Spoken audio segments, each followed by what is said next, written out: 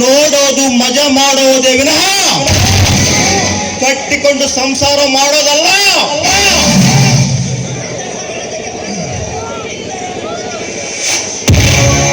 ನಿನ್ನ ತರ ನನ್ನ ಜೊತೆ ಮಲಗಿದವರಿಗೆಲ್ಲ ನಾನು ಅಪ್ಪನಾಗ್ತಾ ಹೋದ್ರೆ ನನ್ನದೇ ಆದ ಒಂದು ಊರಾಗುತ್ತಿತ್ತು, ನನ್ನದೇ ಆದ ಒಂದು ಸಾಮ್ರಾಜ್ಯವಾಗುತ್ತಿತ್ತು. ಇಷ್ಟೊತ್ತಿಗೆ 16,000 ಹೆಂಡರ ಗಂಡನ ದಾಖಲೆ ಮೂಲ ಗುಂಪಾಗುತ್ತಿತ್ತು.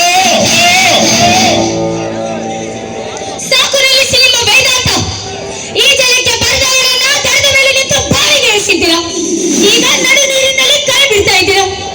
ನನಗೆ ಯಾಕೆ ದಿಕ್ಕು ನೀವೇ ಹೇಳಿ, ಯಾರ ದಿಕ್ಕು ನನಗೆ ಈಗ? ಡೋಂಟ್ ವರಿ ಕುಮಾರಿ ಪುಷ್ಪದೇವಿಯವರೇ,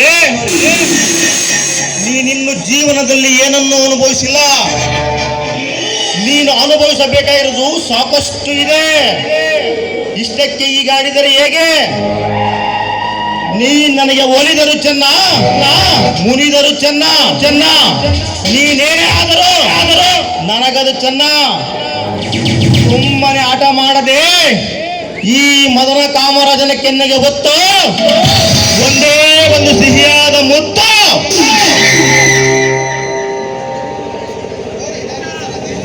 ಟೋನಿ, ನಾನು ದೇಹ ಮಾರಿ ಹಣ ಸಂಪಾದನೆ ಮಾಡುವುದಿದ್ದರೆ ನಿಮಗಿಂತ 10 ಪಟ್ಟು ಶ್ರೀಮಂತನಾಗುತ್ತಿದ್ದೆ.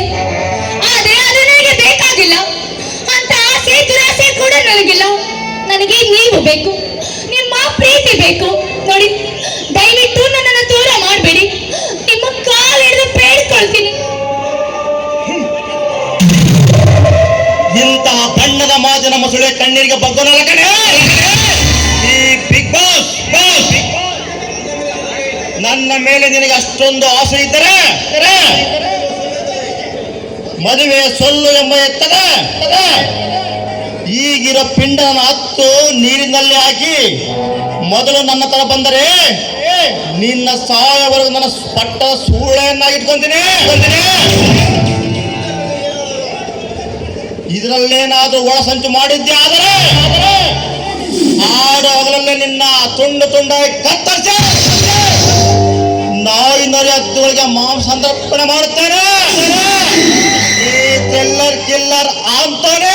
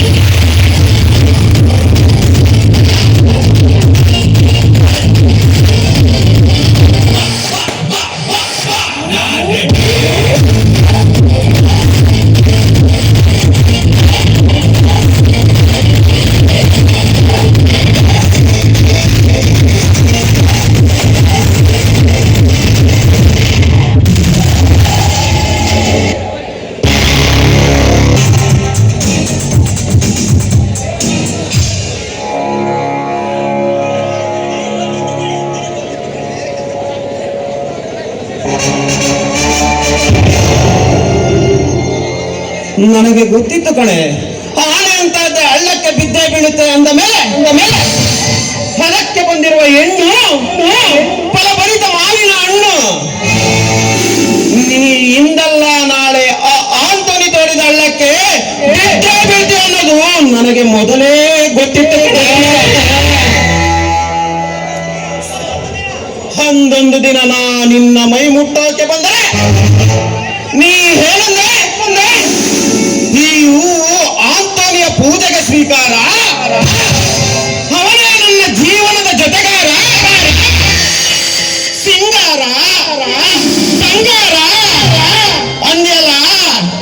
ಇವತ್ತು ಎಲ್ಲೇ ನಿನ್ನ ಮುಡ್ತಾರ, ನಿನ್ನ ಹೊಟ್ಟೆಯಲ್ಲಿ ಪಿಂಡ ಬೆಳೆಯೋಕೆ ಬಿಟ್ಟು ನಿನ್ಗೆ ನಿನ್ನ ಕೈಯ ಕೆಲವು ಚಿಪ್ಪ ಕೊಟ್ಟು ಸೈ ಅಂತ ಹೊರಟು ಹೋದ್ನಲ್ಲ, ನಿನಗೆ ಯಾರೇ ದಿಕ್ಕು?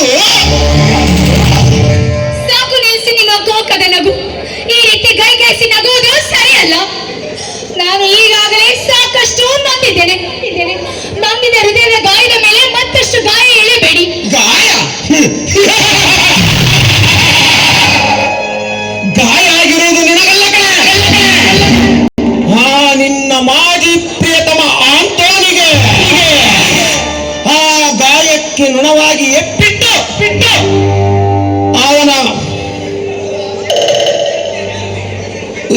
ಅವನ ಎಪ್ಪಿನವನು ದೇಹವನ್ನೆಲ್ಲ ತುಂಬಿಕೊಂಡು ವಾಸನೆ ಹತ್ತಿ ತಿಪ್ಪ ಸೇರುತ್ತದೆ.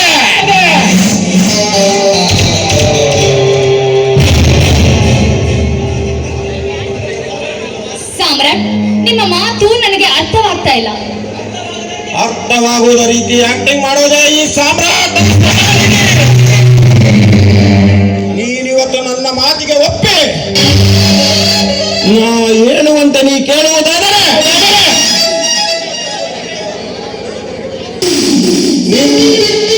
ನಿನ್ನ ಗರ್ಭದಲ್ಲಿ ಬೆಳೆಯುತ್ತಿರುವ ಪಿಂಡಕ್ಕೆ ಅಪ್ಪ ಆಗ್ತೀನಿ.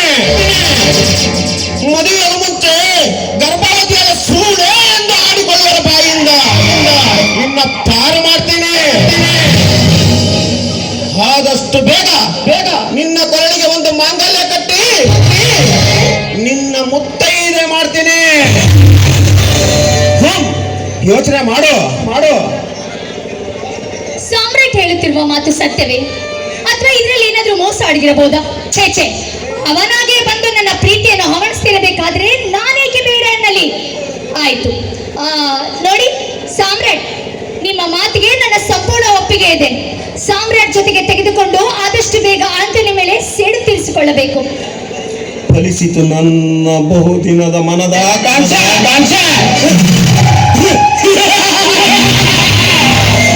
ಹಿಂದೆ ತೀರಿಸಿಕೊಳ್ಳುವ ಇವಳೊಂದಿಗೆ ಕಾಮಕೃಷೆ.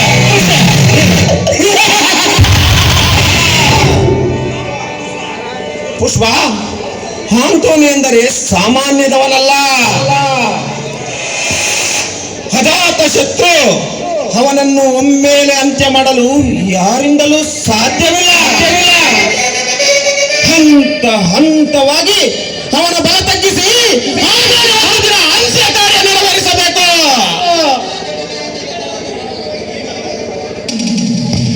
ಈಗ ನಾವು ಪ್ರಥಮವಾಗಿ ಬೇಟೆಯಾಡಬೇಕಾಗಿರುವುದು ಕಲ್ಕತ್ತಾದಲ್ಲಿ ಸ್ಟಡಿ ಮಾಡ್ತಿರುವ ಅವನ ಅಳಿಯ ಸಂಜುನನ್ನ. ಆದಷ್ಟು ಬೇಗ ಅವನ ಕತೆ ಮುಗಿಸಿ ಬಿಡಬೇಕು. ಅಂದ್ರೆ ಆ ಸಂಜುವಿನ ಕೊಲೆ ಮಾಡ್ಬೇಕೆ? ಕೊಲೆ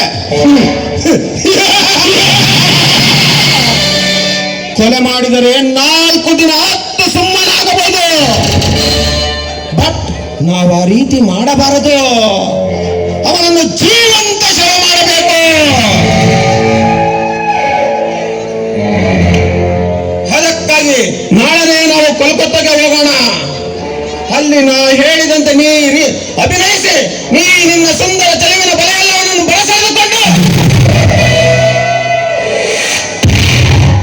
ಪ್ರೀತಿಸುವ ನಾಟಕವಾಡಿ ಒಮ್ಮೆಲೆ ಕೈ ಕೊಟ್ಟರೆ ಅವನು ಹುಚ್ಚ ನಾಯಿಯಂತೆ ಬೀದಿ ಸುತ್ತಿ ಅಲಿಯುತ್ತಾನೆ.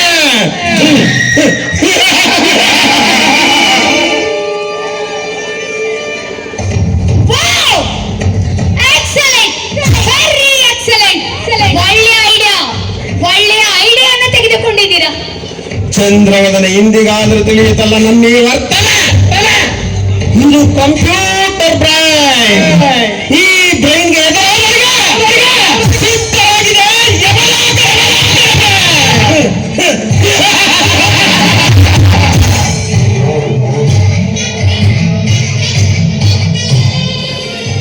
ಅದೆಲ್ಲ ಹೀಗ್ಯಾಕೆ, ಕಾಲಕ್ರಮೇಣ ನನ್ನ ಇತಿಹಾಸವನ್ನೇ ಪರಿಚಯಿಸಿಕೊಡುತ್ತೇನೆ. ಈಗ ನೀನು ನನ್ನ ಮೆಚ್ಚಿರುವೆ, ನಾನಿನ್ನ ಮೆಚ್ಚಿರುವೆ. ಅರಳಿನಿಂತ ಹೂ ನೀನು, ಜೈಕರಿಸುತ್ತಿರುವ ದುಂಬಿ ನಾನು.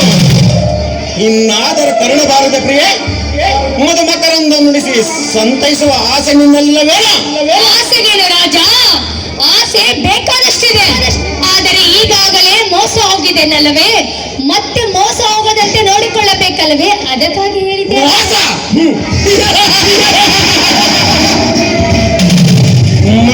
ಮನದೆನ್ನೆಗೆ ಏಸಿ ಮೋಸ ಮಾಡುವ ಏಸಿ ಮನಸ್ಸು ನನ್ನಲ್ಲಿಲ್ಲ ಪುಷ್ಪ. ಇದು ಹಾಳು ಮಾಡಿ ಹೇಳುತ್ತಿರುವೆ. ಇಂದಿನಿಂದ ನೀನೇ ನನ್ನ ಜೀವ, ಚಿರಕಾಲದವರೆಗೂ ನಮ್ಮಿಬ್ಬರ ಪ್ರೇಮ ಶಾಶ್ವತ. ಚಿಂತೆ ಮರೆತು ಪ್ರೇಮರಾಗ ಹಾಡುಗಳಿಗೆ